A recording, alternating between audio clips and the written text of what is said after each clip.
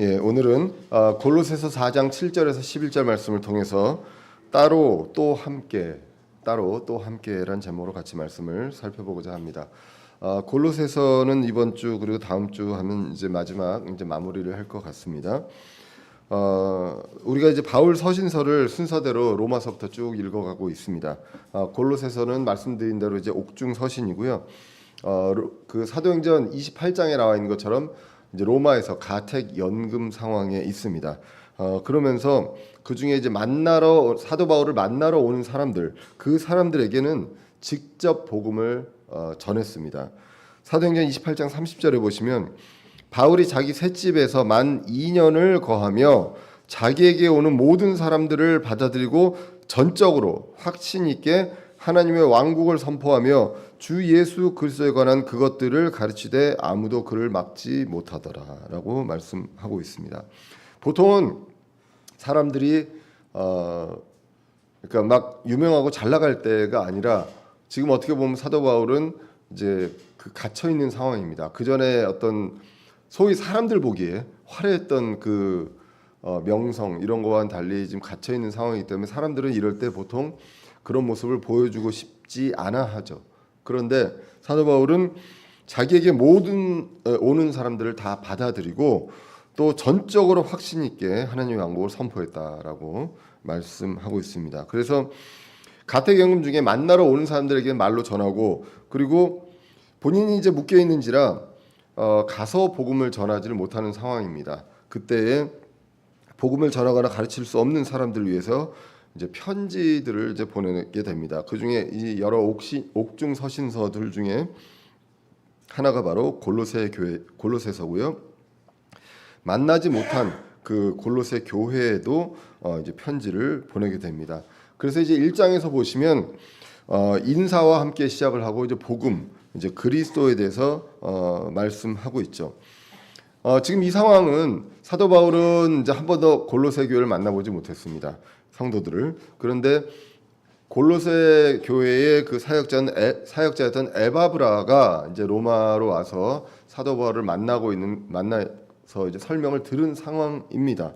그래서 그 소식을 듣고 그것을 알고 그리고 이제 문안 인사를 하고 그다음에 복음을 전하게 됩니다. 그래서 이제 1장에서는 그 본질을 먼저 언급을 하죠. 그리스도는 창조자이다라고 하고 그 교회는 그분 그리스도의 몸이다. 그리고 그래서 머리와 몸의 관계가 이제 그리스도와 저와 여러분들의 관계임을 성경 골로새서 1장을 통해서 이제 말씀하고 있습니다. 이 간단한 복음인데도 이 복음을 전하는 것 자체가 전투요 싸움이다라고 1장에서 이제 표현을 하고 있습니다. 그래서 앞장서서 싸우는 사도 바울의 모습을 골로새 교회도 알고 그들이 이제 위로받을 수 있게 하기 위함이다라고 적혀 있습니다. 그 다음에 이제 2장에는 여러 가지 이제 골로새 교회의 문제들을 이제 에바브라를 통해서 이제 들었죠. 그것이 이제 영지주의, 뭐 철학, 그 다음에 율법주의 이런 것들이 있었습니다.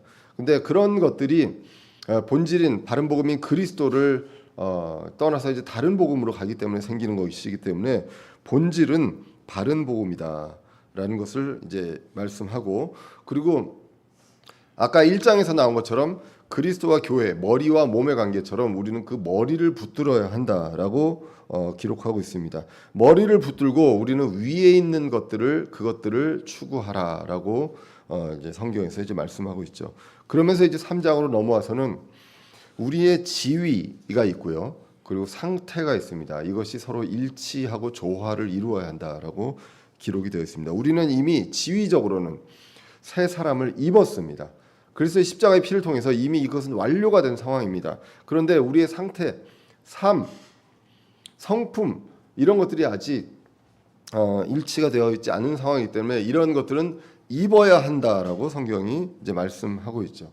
그래서 이 입는 것을 통해서 무엇을 우리가 중점적으로 봐야 되느냐? 바로 사람과의 관계입니다. 그래서 골로새서 3장 이제 초반부에 나와 있던 게 바로 교회 내에서 지체들과의 관계입니다. 어떻게 해야 하는지. 그래서 한 몸의 일부인 저와 여러분들 지체들이 어떠한 관계를 갖고 성장을 해야 하는가가 나왔고, 그 다음에 이제 두 번째로 더 작은 단위인 가정의 구성원의 역할을 말씀하고 있습니다. 그래서 부부와의 관계는 그리스도와 교회와의 관계예요. 그리고 부모 자식과는 하나님과 자녀와의 관계에 비추어서 말씀에 근거해서 우리가 어떻게 해야 하는지를 말씀하고 있었습니다. 그리고 이제 나온 말씀이 바로 이제 사회생활, 직장 생활에 대한 내용입니다. 그래서 그 당시에 이제 주인과 종이 있었고요. 그래서 주인의 자세 그리고 종의 자세를 말씀하고 있었습니다. 결국은 이 질서 속에서 우리 공동체의 질서도 있고요, 가족의 질서도 있습니다. 그리고 세상에 어떤 하나님이 세우시지 않은 어떤 조직이라 할지라도 그 조직의 질서가 있습니다. 이 질서 속에서 질서를 무너뜨리는 것이 아니라 질서 속에서 우리가 진심으로 사람들을 대해야 된다라는 것들을 우리가 성경을 통해서 이제 봤습니다.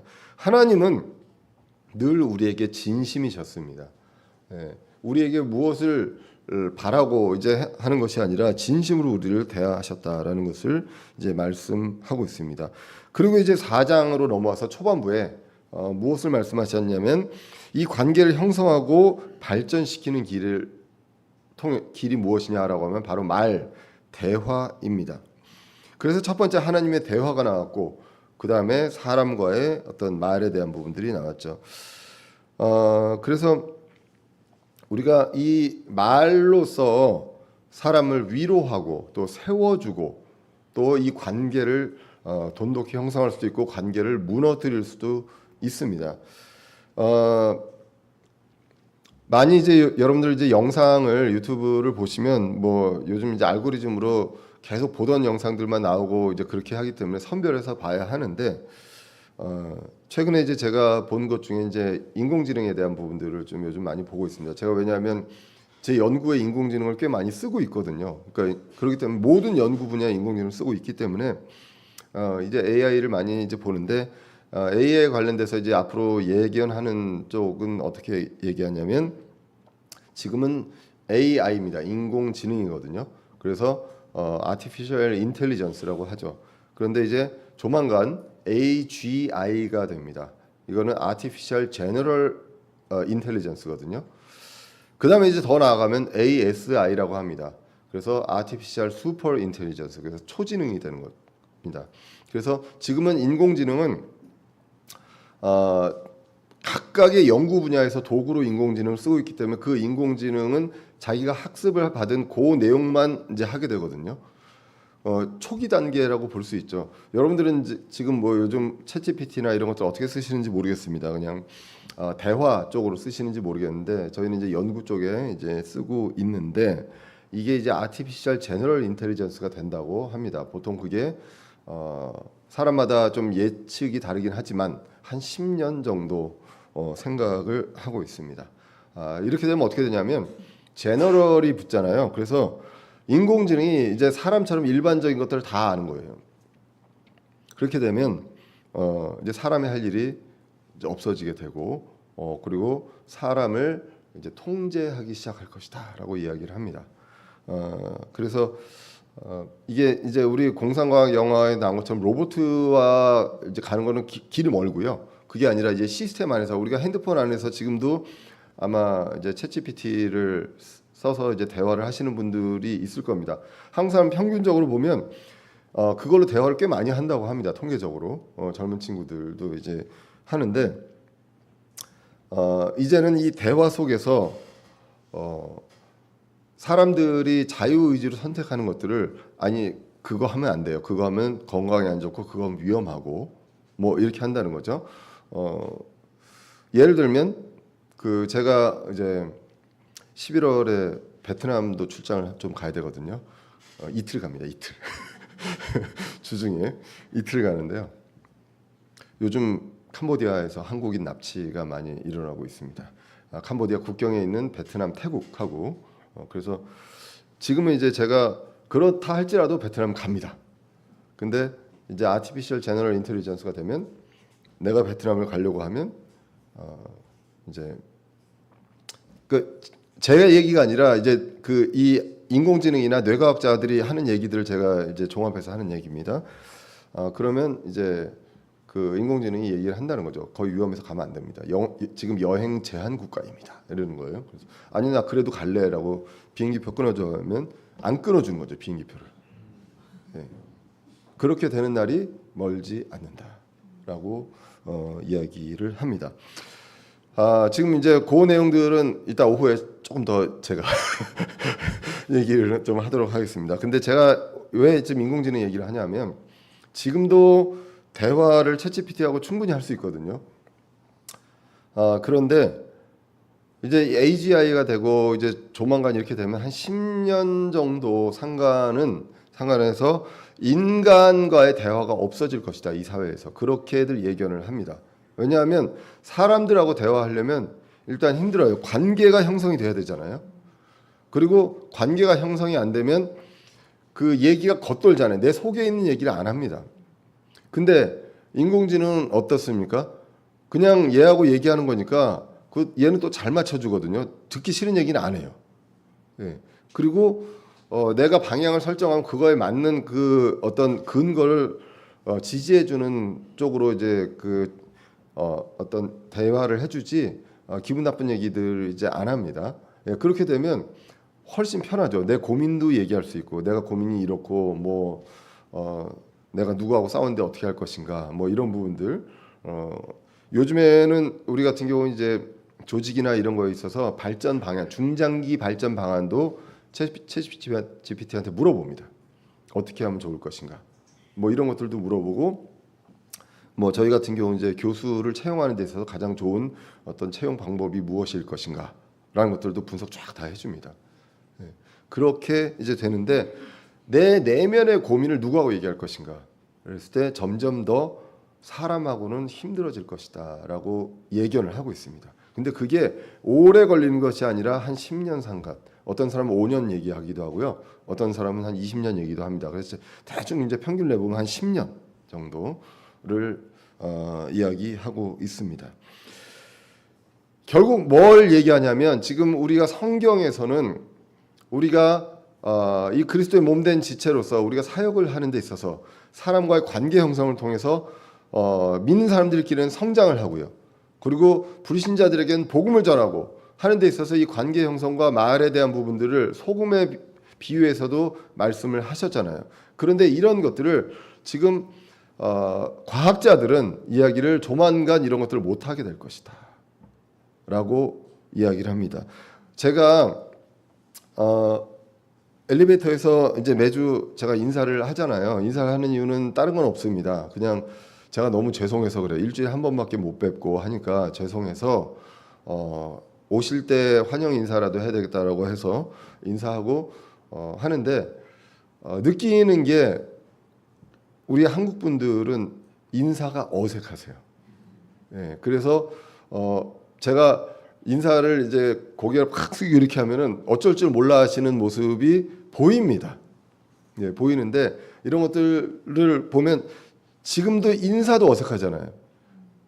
저와 여러분들 뭐 모르는 분들도 아니잖아요. 근데 인사가 어색합니다. 그런데 모르는 사람들하고 인사 어떻게 하시겠습니까? 그리고 속에 있는 대화를 하기까지 얼마나 걸릴까요? 그런데 사람의 뇌라는 게 뇌과학자가 얘기합니다. 극단적으로 불편한 게 똑같은 일을 하는 데 있어서 극단적으로 불편한 게 있고 극단적으로 편한 게 있으면 모두가 다 편한 길을 택한다고 하는 거죠. 인공지능하고는 극단적으로 편하게 되는 거예요. 이제 앞으로. 지금 다 무료잖아요. 무료입니다. 물론 돈 내고도 쓰지만. 그런데 사람하고는 만나야죠. 만나고 차 한잔 해야 되잖아요. 최소한. 돈도 써야 되잖아요. 자, 이러한 일들을 우리가 불편함을 무릅쓰고 하지 않는 이상 할 수 있는가라는 거죠.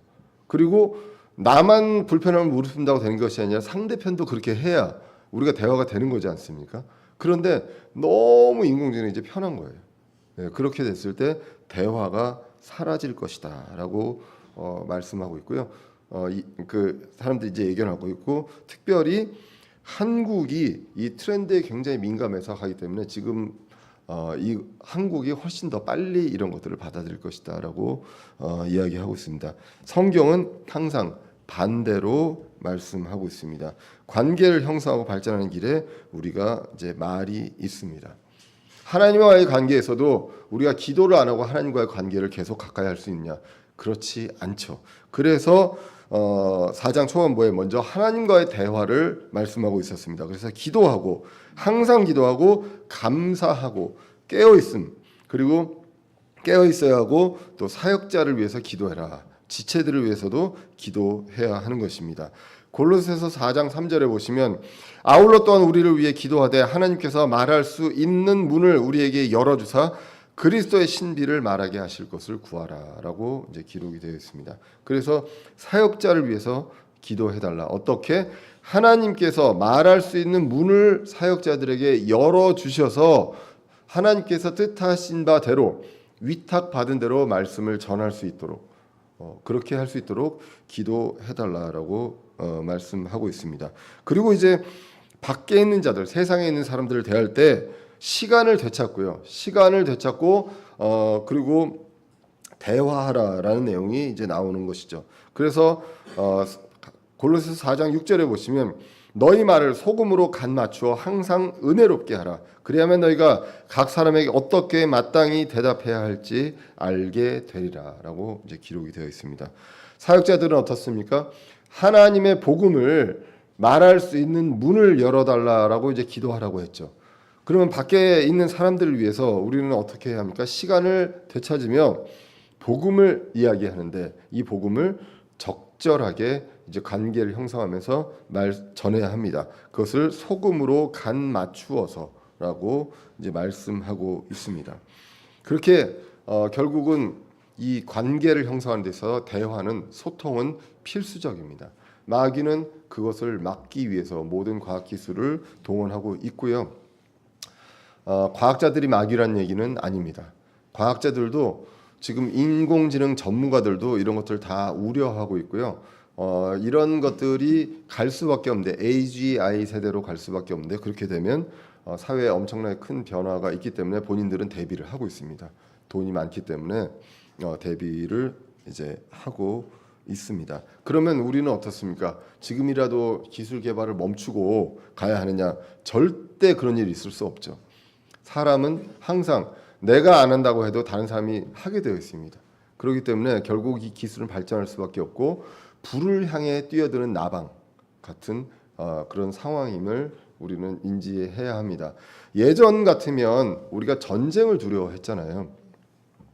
그래서 우리 종말론에 대해서 전쟁을 이야기했지만 지금은 모두가 믿는 자들과 불신자들 모두가 이젠 전쟁을 두려워하는 것이 아니라 인공지능을 두려워하는 그런 상황이 되었습니다.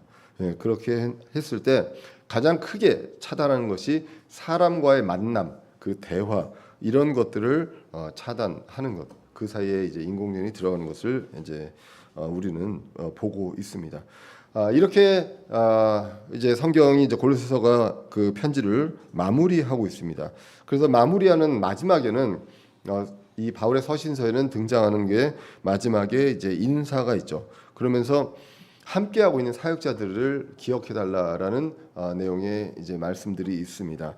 기억해야 할 사람, 그런 사람들을 성경에 기록하고 있고 이 기록된 하나님의 사람을 열거하고 있는 게 이제 보통 서신서의 마지막에 기록이 되어 있습니다.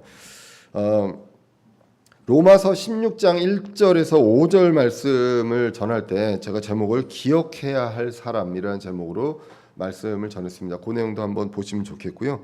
그리고 고린도전서 16장 10절에서 18절 거기도 이제 그 같이 동역하는 사람들에 대한 내용들을 하면서 부족한 사람들과 함께하는 사역이라는 제목으로 말씀을 전했었습니다. 그래서 그 내용을 함께 오늘 말씀과 같이 보시면 좋을 것 같습니다. 여기서 얘기하는 그 기억해야 될 하나님의 사람은 모두 다 바울과 함께 그 지역의 교회들을 위해서 같이 공동으로 사역을 했던 공동 사역자입니다. 모두가 다 혼자 하는 것이 아니라 함께 하는 것이다. 목회자 혼자 하는 것이 아니라 이 교회 내에서도 같이 동료 종으로서 함께 하는 것이다라는 것을 이제 우리가 기억을 해야 합니다. 우리가 그 지난주에 이제 노벨상을 쭉 이제 그 수상자들이 나왔었죠. 어떤 분들은 수상자가 그 핸드폰 끄고 그 여행을 갔기 때문에 연락이 안 돼가지고 뭐 이제 그러게 됐다는 신문 기사도 있었습니다. 그리고 일본 가까운 일본에서도 두 명의 그 노벨상 수상자가 있었습니다. 화학 분야하고 생리학 분야가 있었습니다.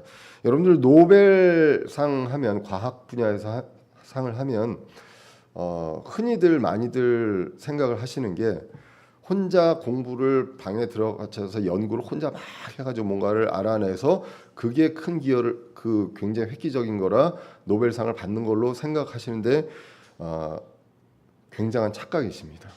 요즘 연구 공동으로 하지 않고 혼자 하는 경우 없습니다. 그리고 대부분 교수들이 받잖아요. 그 노벨상을 교수 밑에 박사후 연구원과 박사과정 대학원생들과 석사과정 대학원생들이 수두룩하게 있습니다. 같이 역할을 분담해서 하지 않으면 안 되고 교수들끼리도 같이 연구하지 않으면 혼자 해가지고는 노벨상 받는 것이 불가능합니다.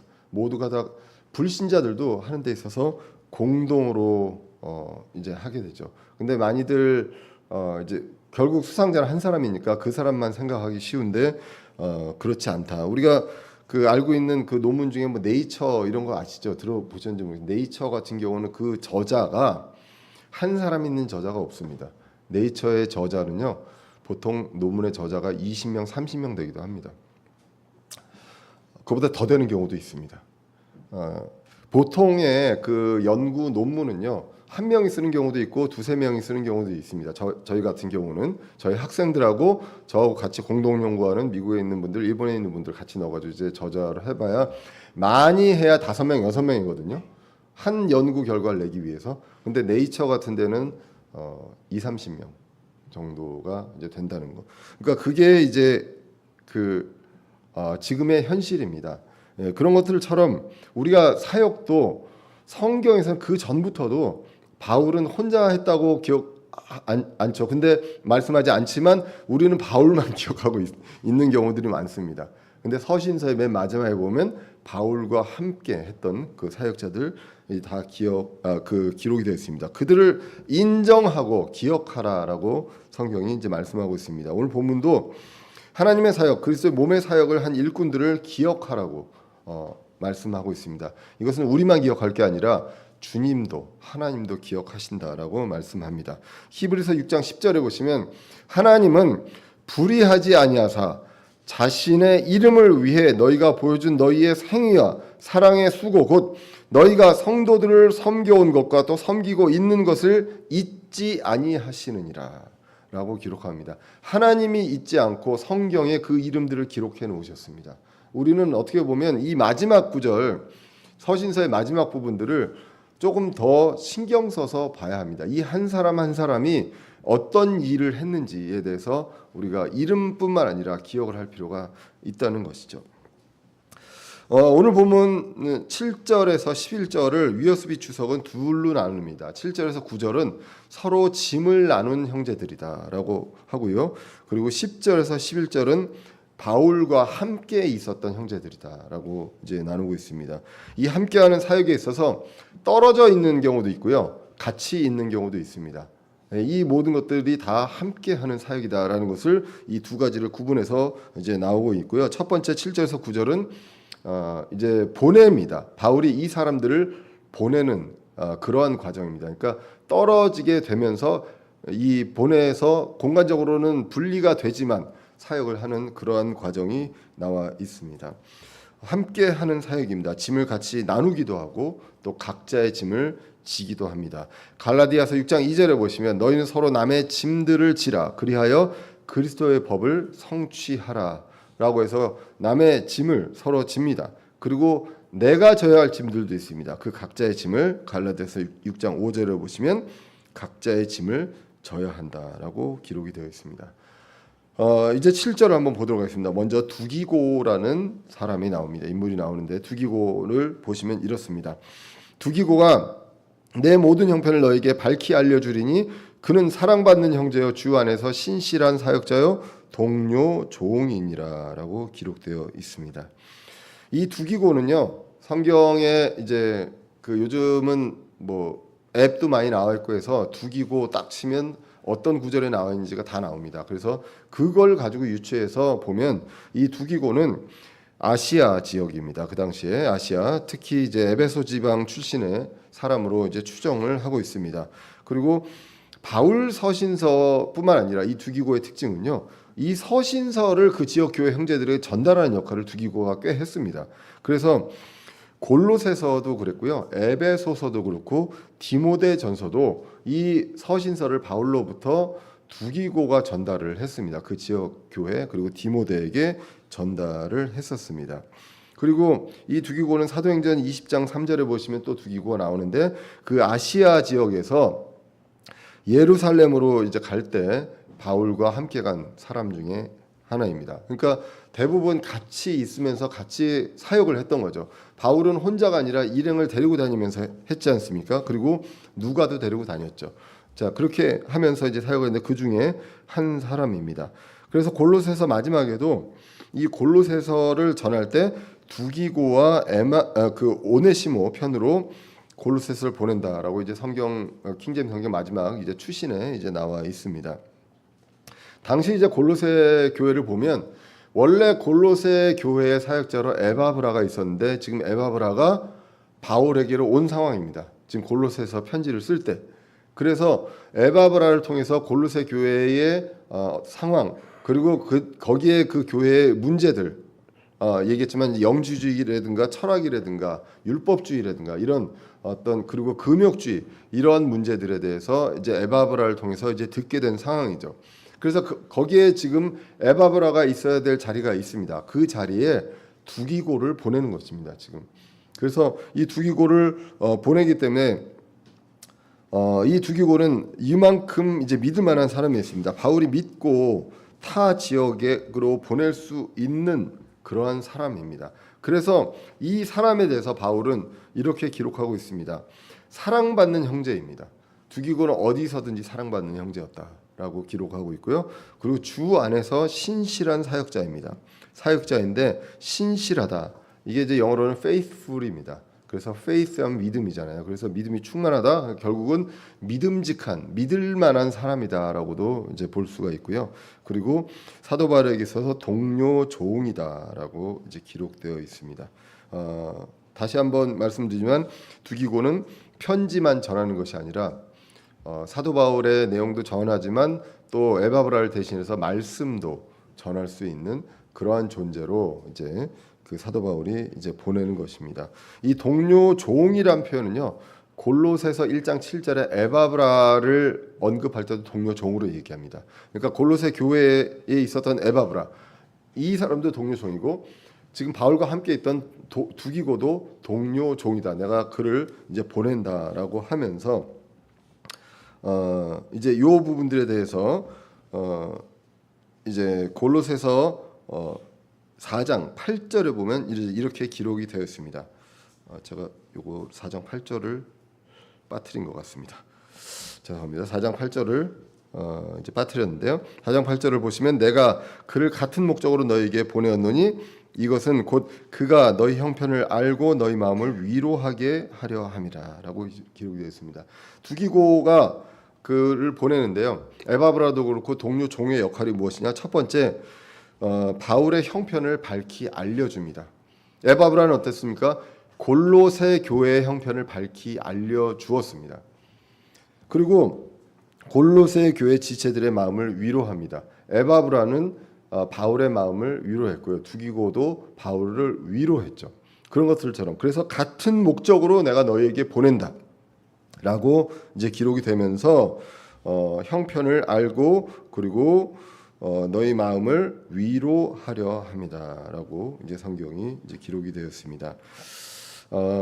이 두기고에 대한 기록은 에베소서에서 나와 있습니다. 에베소서 6장 21절 22절에 보시면 또 너희 역시 내 사정과 내가 어떻게 행하는지를 알게 하려 함이니 사랑받는 형제여 주 안에서 신실한 사역자인 두기고가 모든 일을 너희에게 알리리라. 22절을 또 빠뜨렸네요.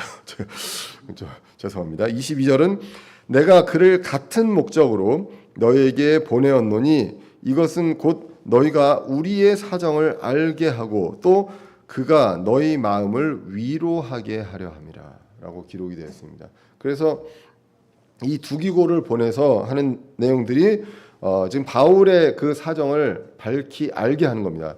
에베소 교회에도 그랬고요. 그리고 골로새 교회에도 지금 똑같은 목적으로 두기고를 이제 보냅니다. 편지를 가지고 내가 두기고를 보낸다라고 이제 기록이 되어 있습니다. 그리고 디모데후서 4장 12절에 보면 두기고는 내가 에베소로 보내었노라라고도 이제 기록이 되어 있습니다. 그래서 두기고를 여러 지역 교회에 이제 보내서 그 동안에 이제 뭐 편지도 전하고 말씀도 전할 수 있게끔 하는 것입니다. 그리고 또 디도서에 보면은 디도를 이제 부르고 디도 보고 오라고 합니다. 오라고 하면서 그러면 그 동안에 두기고를 내가 보내겠다라고 이제 기록이 되어 있죠. 디도서 3장 12절에 보시면 내가 아데마나 두기고를 내게 보내리니 니코폴리스에 있는 나에게 오도록 힘쓰라. 내가 거기서 겨울을 보내기로 작정하느라. 그러니까 디도 보고 오라고 하면서 그 대신에 내가 두기고나 그 아데마를 보내겠다라고 이제 기록이 되어 있는 것입니다. 그래서 두기고는 이제 바울이 정말 본인의 뜻을 100% 완전히 전달할 수 있는 그러한 사람으로 신뢰하고 있었고요. 그리고 말씀을 선포할 수 있는 사람으로 신뢰하고 이제 보내는 상황입니다. 바울이 갈 수 없는 상황에서 두기고를 통해서 바울이 자기가 직접 전한 것처럼 그렇게 밝히 알릴 수 있는 사람으로 두기고를 이제 전했습니다. 우리가 그 말을 전한다는 건 굉장히 어렵지 않습니까?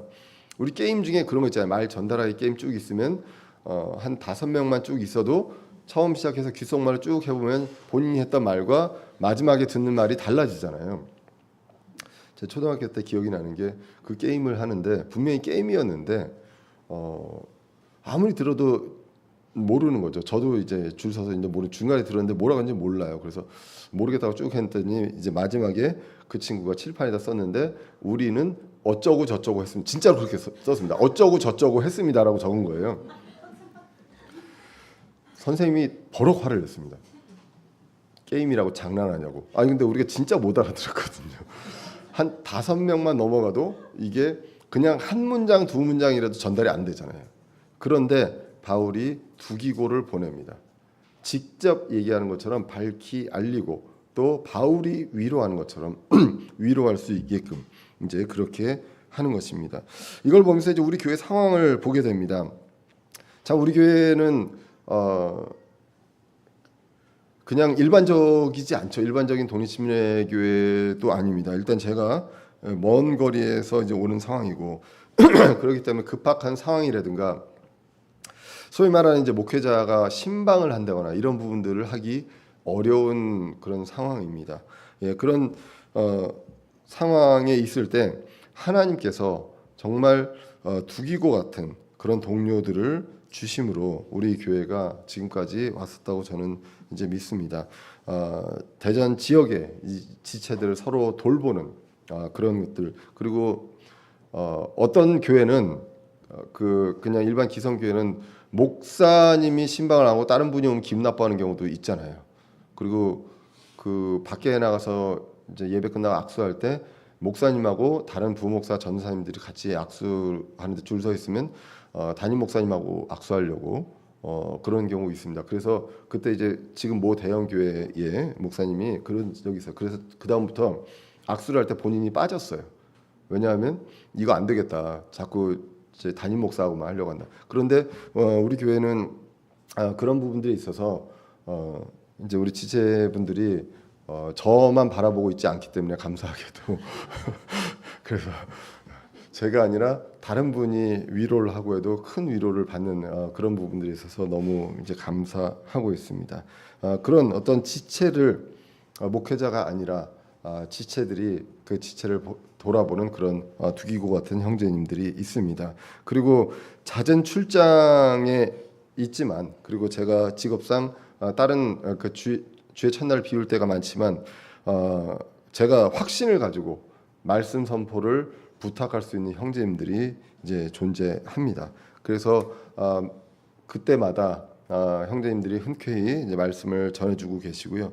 그 말씀을 제가 공항 가는 버스 내에서 듣기도 하고 주중에 듣기도 하고 하면서 제가 정말 제가 말씀 준비할 때보다 정말 수십 배 이상 더 은혜를 받는 그런 또 은혜가 있습니다. 저한테는 그게 굉장히 또 활력이 되고 또 힘이 되는 그런 말씀으로 제가 이제 듣게 되게 됩니다. 이런 것들을 지금 오늘 골로새서를 보면서 준비하면서 제가 우리 교회에 대한 부분들을 이제 이번 주에 이제 느끼게 되었습니다.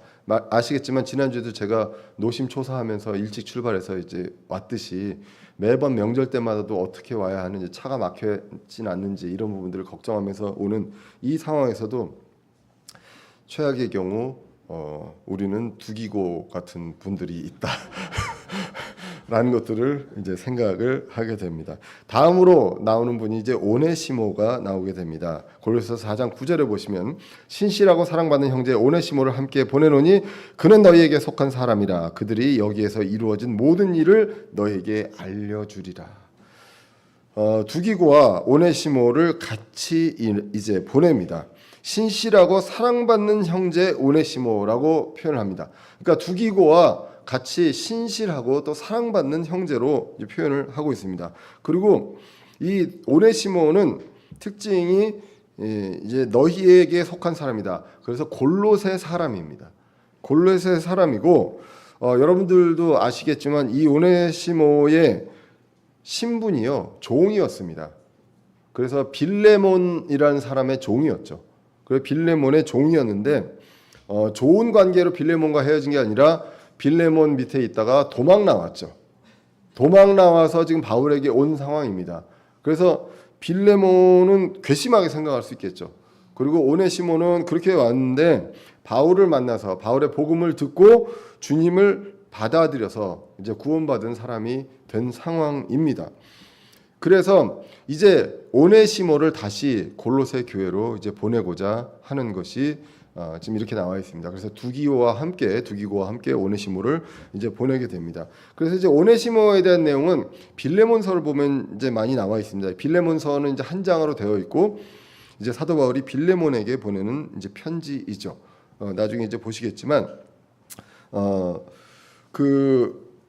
이렇게 이제 기록이 되어 있습니다. 빌레몬서 10절에 보시면 내가 결박 중에 낳은 나의 아들 오네시모를 위해 내게 간청하노라. 그래서 결박 중에 오네시모에게 복음을 전하고 이제 그 오네시모는 구원을 받았습니다. 그래서 이 오네시모를 위해서 내가 너에게 빌레몬에게 간청하는 이 편지를 이제 적게 되는 것입니다.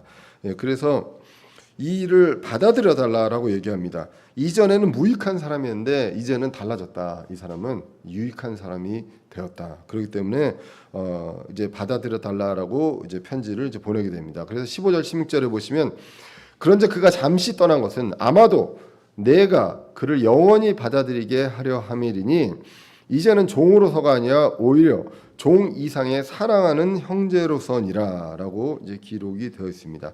그래서 아마도 오네시모를 보낸 것은 오네시모와 빌레몬의 관계를 이제 회복시키기 위해서라고 이제 보여집니다. 그래서 이제는 빌레몬이 오네시모를 영원히 받아들여서 이제 형제로 이제 받아들이게 하기 위함인데 이것은 아마도 오네시모에게도 기회를 주는 것으로 이제 보여집니다. 그렇게 이제 도망 나왔기 때문에 이제 이 관계를 회복을 해야죠.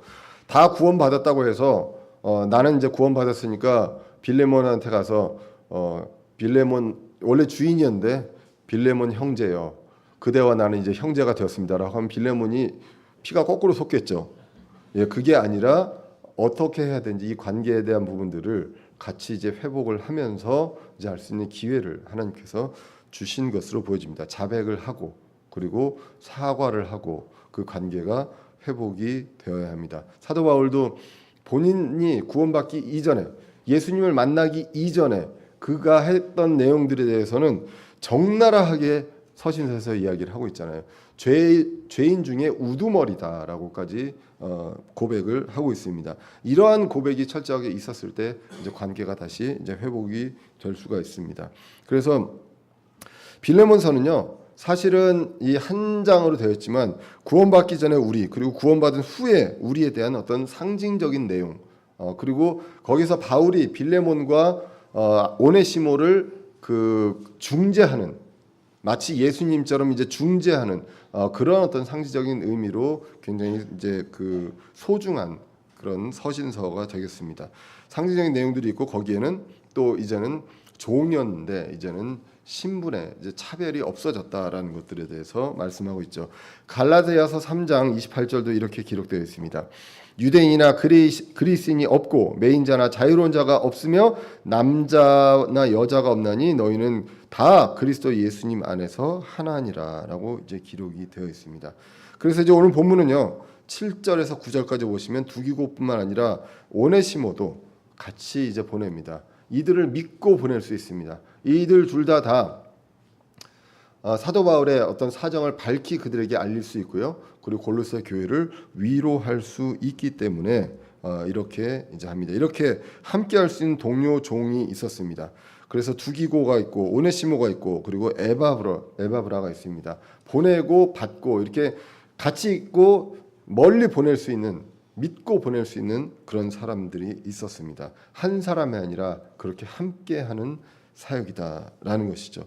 전도서에 보면 이렇게 나와 있습니다. 전도서 4장 9절과 12절을 보시면 두 사람이 한 사람보다 나으면 그들이 자기들의 수고로 인하여 좋은 보상을 받기 때문이라라고 나와 있고요. 12절 많이 이제 유명한 말씀입니다. 누가 그를 쳐서 이기면, 그러니까 그 10절 11절에는 이렇게 같이 있으면 한 사람이 넘어져도 일으켜 세워준다.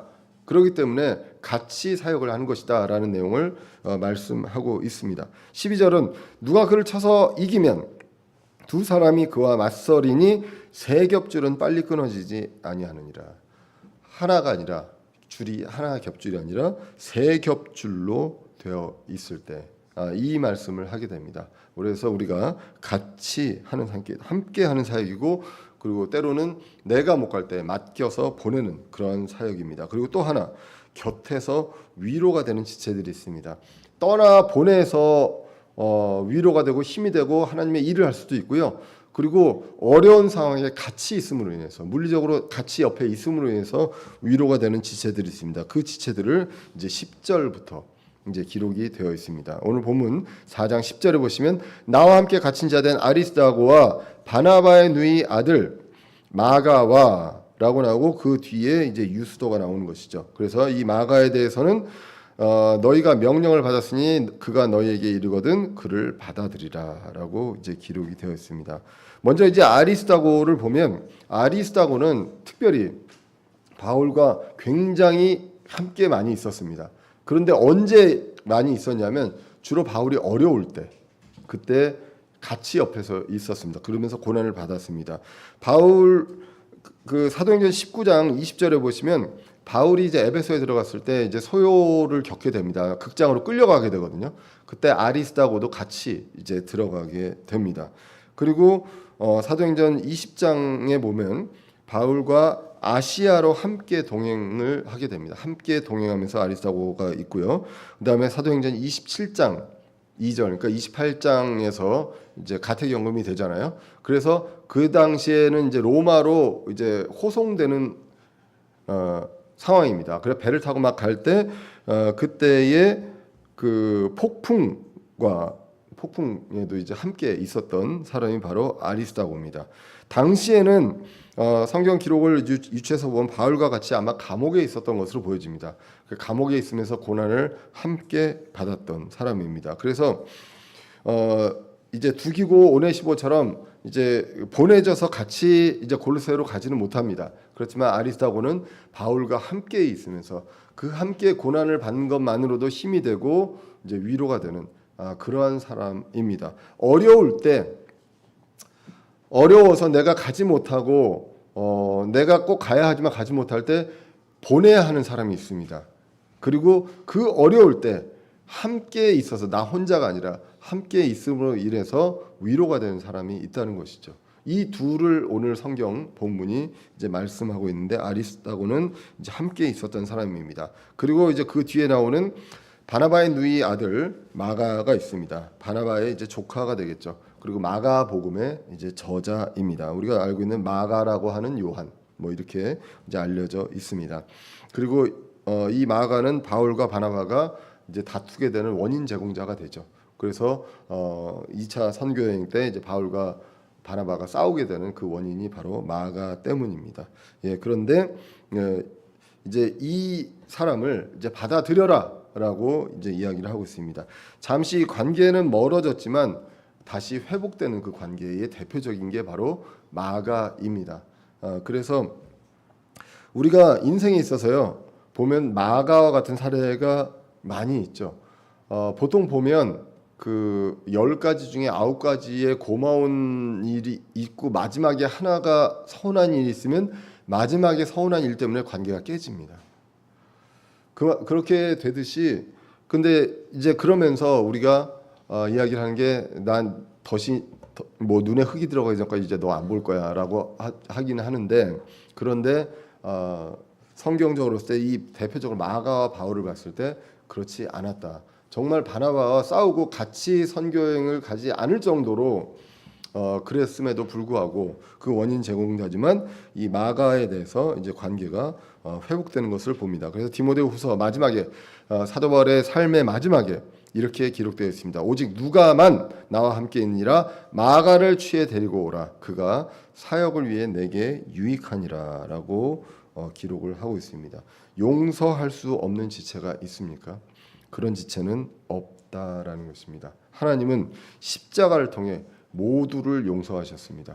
용서받지 못할 죄는 없다라고 이제 성경은 이제 성경을 통해서 우리는 알 수가 있습니다. 자, 그렇게 하고 이제 아리스다고와 마가가 있었습니다. 그리고 이제 유스도라는 사람이 이제 나오게 됩니다. 골로새서 4장 11절에 보면 유스도라 하는 예수가 너희에게 문안하느니라. 그들은 할례자들에 속한 사람들이라. 이들만이 하나님의 왕국을 위하여 일하는 나의 동역자들이니 그들이 내게 위로가 되었느니라라고 이제 기록이 되어 있습니다. 이 아리스다고와 마가와 유스도는 함께 있었습니다. 이 유스도는 유스도라고도 불리고 이름이 예수라고도 불립니다. 이제 이 예수라는 말은 이제 그리스어고요. 그리고 여호수아는 히브리어로 예수와 같은 말입니다. 예, 근데 이제 결국은 그 이스라엘 민족들은 그 메시아를 고대하기 때문에 이런 이름이 예수란 이름이 흔했다고 그 당시에는 이제 알려져 있습니다. 예수님만 예수란 이름을 갖고 있지 않았다라는 것이죠. 그래서 이 유스도라는 사람이 이제 나오게 됩니다. 그렇게 해서 아리스다고 마가 유스도를 통틀어서 이들은 할례자들에 속한 사람들이다. 그러니까 유대인들 중에 이제 유대교에서 할례주의 여기서 이제 개종한 사람들입니다.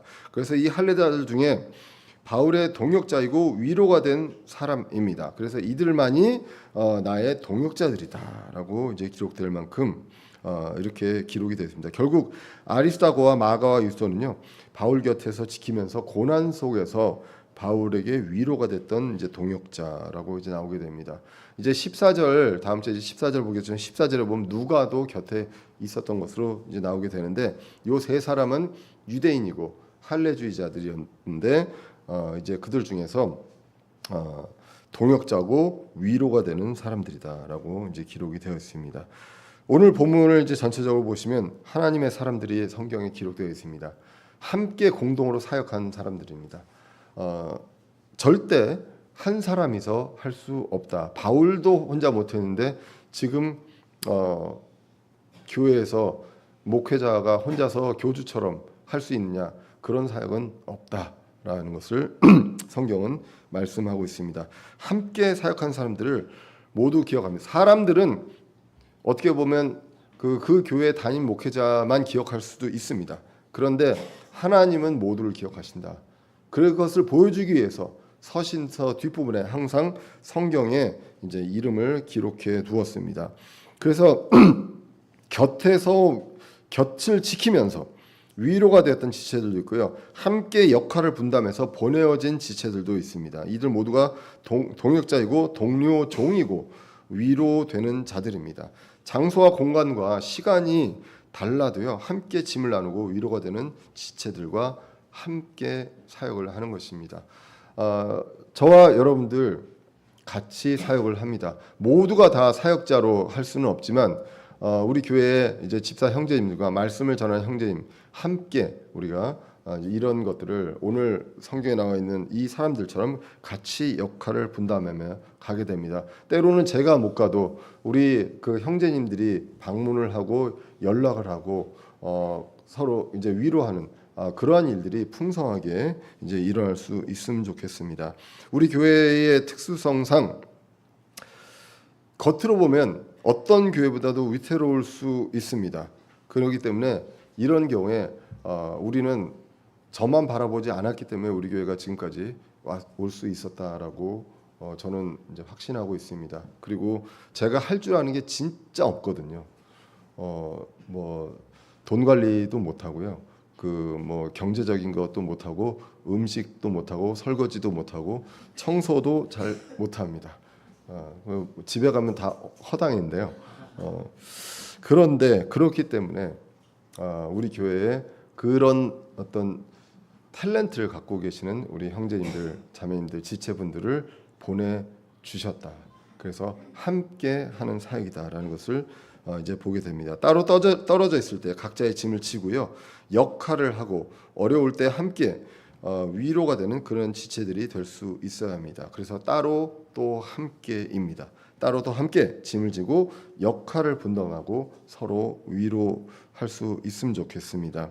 이러한 공동체로요. 주님 다시 오시는 날까지 그리스도의 몸의 사역을 충실히 감당하는 저와 여러분들 되시기를 간절히 기원합니다. 기도하겠습니다. 살아계신 우리 하나님 아버지, 오늘도 부족한 사람의 입술로 주님의 귀한 말씀 나누게 해주심을 감사합니다. 주님, 저희들 부족하기 때문에 저희들 혼자 그리스도의 사역을 하라고 남겨주시지 않았음을 저희들 말씀을 통해서 보고 위로를 받습니다. 때로는 따로 떨어져서 보내짐으로써 같이 동역할 수 있고 또 어려울 때 고난이 있을 때 함께 곁을 지키며 위로가 되고 함께 사역할 수 있는 지체들 보내주심을 감사드립니다. 주님, 이 지체들 그리고 동역자들 동료 종들과 함께 주님의 사역을 잘 감당하는 대전은혜 침례교회 성도들 될 수 있도록 인도하여 주시옵소서. 모든 것 주님께 의지합니다. 감사드리며 예수 그리스도의 이름으로 기도드렸습니다. 아멘. 찬송가 586장 찬송 드리고 예배를 마치겠습니다.